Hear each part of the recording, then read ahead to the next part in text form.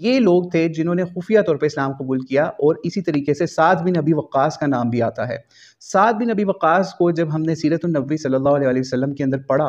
कि इन्होंने किस तरीके से इस्लाम कबूल किया, जब इनके पास दावत पहुँच गई, तो ये क्योंकि नबी अलैहिस्सलाम के क्लोज़ रिलेटिव भी थे और इनको नबी अलैहिस्सलाम का मामू भी कहा जाता था, ठीक है? एक रवायत के अंदर इनको मामू भी कहा है नबी अलैहिस्सलाम ने और बहुत ज़्यादा मोहब्बत थी।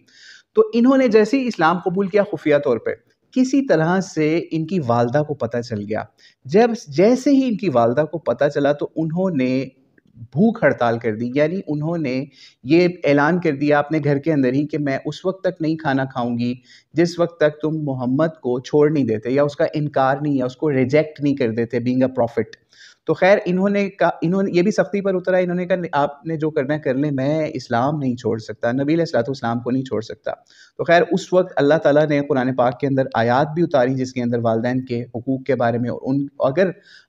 वो कुफ़र का कहें तो उससे सिर्फ़ आपको अलहदा रहने का हुक्म मिला, बाकी उनसे हुस्न सलूक का ही आपको हुक्म मिला। तो ख़ैर साद बिन अबी वक़ास ने नबी अलैहिस्सलाम से दुआएँ भी करवाईं और ख़ुद भी दुआ भी की। तो ख़ैर बहरहाल किसी तरीके से वालदा की बहुत ज़्यादा हालत ख़राब हो गई, यानी इतना बुरा हाल था कि उनका जो माउथ था, मुँह था, उसको खोल के उसमें ज़बरदस्ती खाना डाला करते थे कि किसी तरीके से इनकी जान बच जाए। यानी आप ये सोचिए कि नबी अलैहिस्सलाम ने इस तरीके से इस्लाम का पैगाम लोगों को पहुँचाया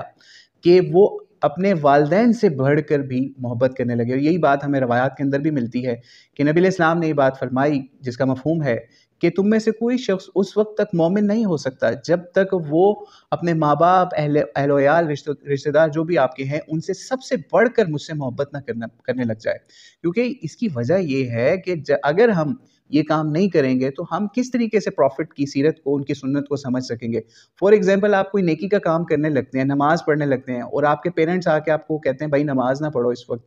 तो आप किस तरीके से उसको आज के दौर में समझेंगे? आप तो ये समझेंगे ना कि इस्लाम के खिलाफ हमें बात कर रहे हैं, अल्लाह के, क्योंकि सबसे सुपीरियर तो अल्लाह की ज़ात है ना, हमें अल्लाह के आगे झुकने का ऑर्डर है। और अगर आपके पेरेंट्स ही आपको इससे मना करने लग जाएँ तो फिर हमें पेरेंट्स की नहीं माननी, लेकिन उनके साथ बदसलूकी का हमें बिल्कुल भी हुक्म नहीं है। आपने उनकी उनकी चाहे आपके पेरेंट्स नॉन मुस्लिम भी हों, जैसे मर्ज़ी बुरे हों, यानी आपके नज़दीक जितने मर्ज़ी बुरे हों, लेकिन आपने उन्हें दावत भी देनी है तो इख़लाक़ के साथ देनी है, प्यार से देनी है, ठीक है? फिर भी उनके लिए आपने दुआएँ करनी है कि या अल्लाह इनको भी हिदायत दे दे ताकि मेरे लिए भी दीन का रास्ता आसान हो जाए। तो ख़ैर साद बिन अबी वक़्क़ास जो हैं, इनकी भी लाइफ़ का थोड़ा-सा यहाँ पे इसीलिए ज़िक्र किया कि थोड़ा-सा आपको ये भी पता चले कि नबी अलैहिस्सलाम ने फिर इनको वालिदा के हवाले से भी नसीहतें की, जो आयात नाज़िल हुई कुरान पाक के अंदर सूरह लुक़मान की आयत नंबर 15 और अनकबूत के अंदर आयत नंबर 8, ये आयात जो हैं वो इन्हीं की शान में समझ लीजिए साद बिन अबी वक़्क़ास के हवाले से, उनके वालिदा के हवाले से ही नाज़िल हुई और उसकी वजह से हम लोगों के लिए भी ये चीज़ सामने आई,